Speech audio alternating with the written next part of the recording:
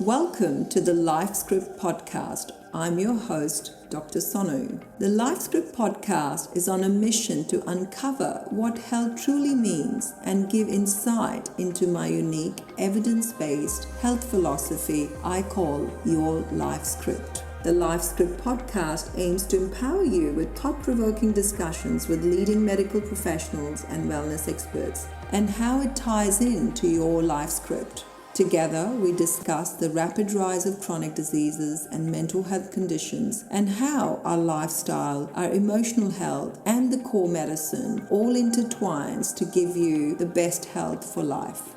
Please be aware that this podcast is not intended to diagnose, treat, or provide individualized medical advice for any health conditions. If you're seeking tailored support, you can explore more on my website, drsonu.com.au. That's drsonu.com.au. I hope you enjoy this episode. Hi, welcome to Your Lifescript Podcast. This is Dr. Sonu. This podcast, I'm going to talk about the 72 hours fasting. A lot of my clients and patients have wanted to know more about it. It's fascinating for them that how could you not eat for 72 hours, which is just a little bit longer than 3 days. And I would have been the same until I first did a 72-hour fast. Before we proceed, I think it's very important to say that do not try this at home by yourself. It's really important that you're, doing it under the supervision of a medical professional or someone who is, able to guide and assist you. So this is not something for a home trial. This is something that you will do in a medically observed setting. So coming back to the 72-hour fast, the reason that it's so useful is because of the evidence we have now of how our body responds to fasting. There's a lot of research by, some of the groups like Dr. Walter Longo. He's the director of Longevity Center in Southern California University. And he's done a lot of research on aging and longevity.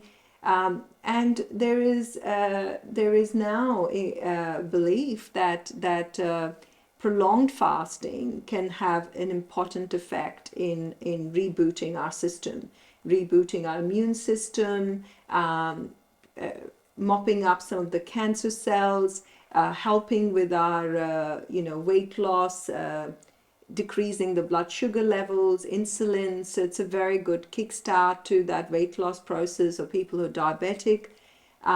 Also reboots the stem cell regeneration, both in the musculoskeletal system, so our joints, our muscles, but also in our gut. So it also triggers intestinal stem cell regeneration. So it sounds like it's good for our body. It's like that good reboot we all need every so often. And the time frame is being determined by studies to see how our body responds. What's the ideal time, after which any further fasting can be of benefit, but then you start getting some of the, difficulties with it. But then, where is the peak? So how long is long enough without being too long? So that's how the concept of the 72-hour fasting has come about. So the first disclaimer, like I said already, is this is not something you would do on your own. You would have a full medical assessment and be supervised if you were to undertake that. And I had the privilege of doing just that at the Weimar Institute when I went for the New Start program. It's a lifestyle program that is being run for over 30 years. So I was, I think, the 641st group to do this program. So they've been running this incredible program for many, many years. And there's so much evidence regarding the success of it with regards to reversing or, curing chronic disease, mental health. It's physician-led. Dr. Roger Gallant was the medical director of the New Start program. Dr. Neil Nedley is the president. He runs the Anxiety Depression Recovery Program. So really, really inspiring, very,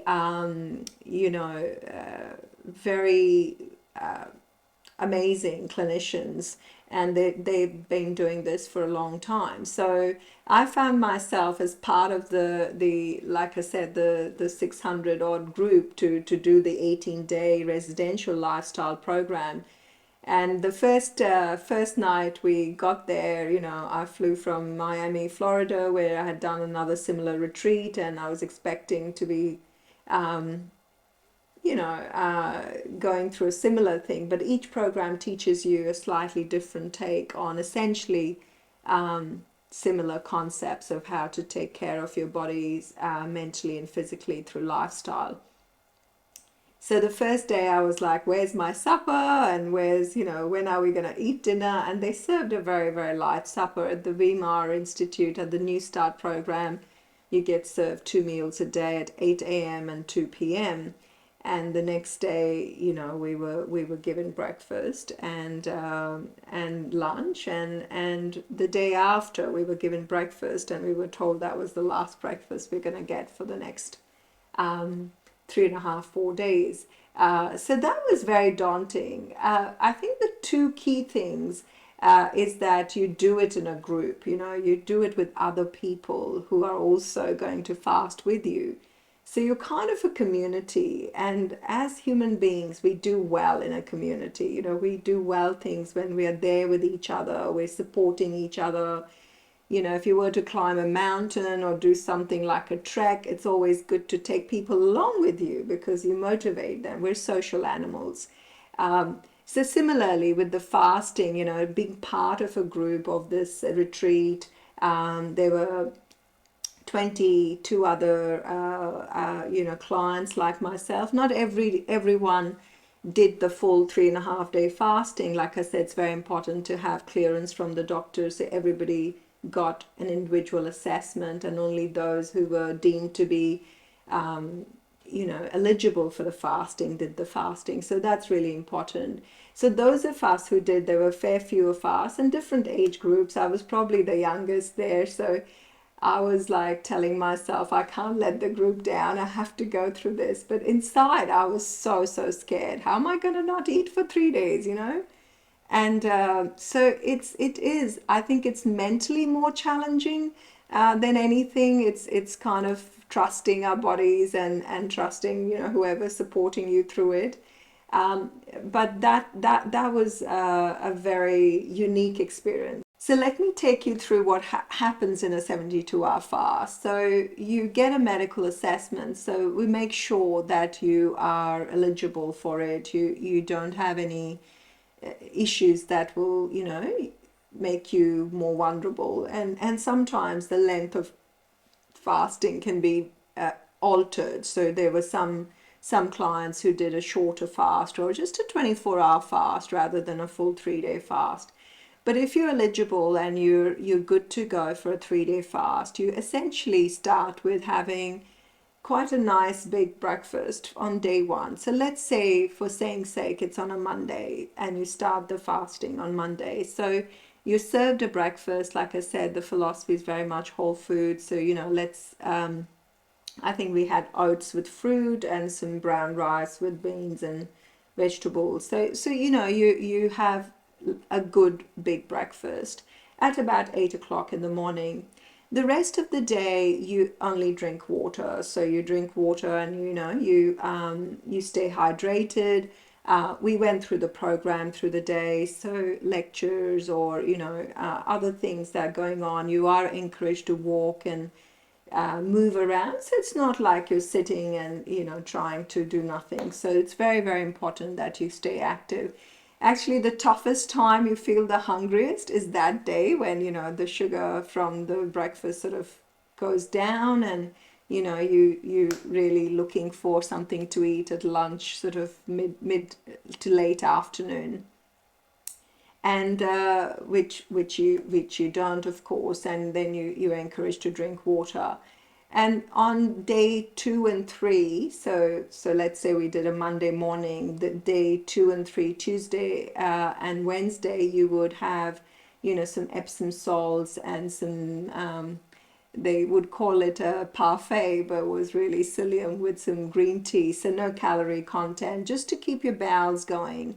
And a little bit of vegetable broth at lunchtime. So you had that for breakfast and lunch to just keep things going. And you were really encouraged to drink water, three liters plus on both days. And to really tell you my experience, your energy levels and your concentration starts to pick up on day 2 and 3, which is quite a surprise to you, because your mind says, God, I should be really struggling now, but it actually doesn't. Paradoxically, it goes up, and you're encouraged to follow your routine, go for gentle walks, etc. And you're monitored throughout the process, like your blood pressure or blood sugars. There's always a nurse on site and doctors that can access, that you can access care from. So by day 3, you're really anticipating, what am I going to eat, when I break this fast? And you're told that you're going to get this beautiful plate of steamed vegetables, broccoli, all the cruciferous vegetables, broccoli, cauliflower, kale, cabbage, no added salt or anything. And you're told that you won't be able to finish it, and your mind says, oh my God, of course I will, I'm starving, I haven't had any food. Your mind says that more than your body, to be honest. And so again, Monday you've had breakfast and then water all day. Tuesday and Wednesday you've had some parfait for breakfast and lunch, some a vegetable broth for lunch, and some Epsom salts, so your bowel should keep flowing, you should have enough water. So, and on day 4, the day you break your fast, you have again the same for breakfast as you had the previous days. And about midday to 2 o'clock, you break your fast with that beautiful plate of steamed veggies you promised. And to be honest, they're correct. You can't actually finish everything on your plate because you get full. It's quite a phenomenon, because your stomach has shrunk, and you feel full, and your body sort of, I think, adapts to it. And then you essentially drink water the rest of the day, and then on Friday morning you have your next breakfast, which is similar to the breakfast you have on Monday. So it's quite an interesting process. And if you look at what the body does in these 72 hours, it does a few things. So your blood sugar and insulin level starts to fall. The mopping up of cells, the damaged cells, we call that phenomenon autophagy in science, that starts to go up, and it peaks about that 72-hour mark, and that's why that is the magic number. The stem cell regeneration, both in the gut and in your musculoskeletal system, goes up as well. So there's a lot of good things that are happening. They put out this graph. It's Dr. Mindy Plez is very big on fasting. Her website, her book's got incredible information on fasting. So that's a graph that she's produced, which is fantastic, which actually shows you what happens in your body. And that inspires you, because you think, oh, I'm on day 3 and 4. And that's what my body is doing. It's actually rebooting. It's doing a clean out, and it's good for me. So that keeps you motivated, along with the fact that you can't disappoint your other colleagues or your friends who are doing it with you. And it's incredible when you reach the other end how good you feel. Most people have lost quite a bit of weight. I lost about 2.5 kilos with that fasting, and you feel incredible. And when you understand how much good that has done to your system, it's a powerful start. And as the program went along, after the 72-hour fast, it was really like a reset. We were all so mindful of why we were there, what our goals were, because that is, when you're fasting, it's a very reflective time for you as well. And we were encouraged to read, to walk, to sort of reflect, um, and a few people actually dropped their blood sugars and they were restarted on their medication, but less. So it's quite incredible how the body really reboots. And there's so much evidence around it. There's evidence around safety of fasting as well. As I said, it's very important to make sure you're eligible and you're supervised. But most studies have essentially, proven that for fasting for these lengths of time is quite safe, and the risk of any harm is not there. It's not present. It's just dealing with monitoring the patient through the fasting. And so that was a very incredible experience, and a big sense of gratitude to the Dr. Gallant and the team that led us through it. And then when I came back to Australia after my sabbatical, I supervised a group of people on the 72-hour fast, and I thought I'll do it with them. It was my second time. It's recommended that if you're in good health, to do something like this every 6 months is a good idea. If you have conditions like you have already had cancer in the past, or you've got autoimmune conditions, you can do it a bit more often, every 2 to 3 months perhaps. And again, it should always be supervised.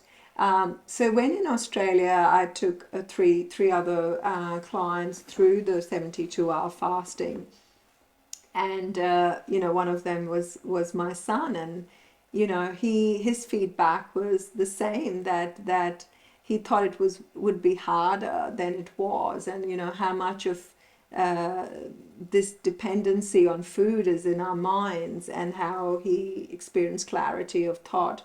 And another young girl who had autoimmune conditions felt her autoimmune disease was much better and had very similar benefits as well. So I think the 72-hour fasting sounds like a very, very challenging, difficult proposition. But in reality, I think it is something that can be so good for your body and reboot your immune system, regeneration, rebooting your whole metabolic system, so your blood sugars, your insulin, helping you with weight loss. So many benefits, and it's proven by science. It's promoted by longevity scientists. And if done in the correct way with the right, assessment and monitoring, it can be a very useful tool. So I hope to integrate that as part of our Kirin Wellness Retreat programs. And, I'm really looking forward to bringing that as the first physician-led program in Australia. So that's a little bit about the 72-hour fasting. I know that people have individual questions about it, they have their fears, and that's why the monitoring is so important. So this is Dr. Sonu. This is your Lifescript podcast, and we've been talking about the 72-hour fast. Thank you. Thank you for tuning in to the Lifescript podcast. I hope you enjoyed today's episode. The show notes and any resources mentioned can be found in the accompanying blog post on my website. Please remember that the information provided in this podcast is not intended to diagnose or provide medical advice for any health conditions. If you're looking for individualized support, please head over to my website, drsonu.com.au. That's drsonu.com.au to learn more about how Kirin Wellness and its programs can help you on your health and healing journey.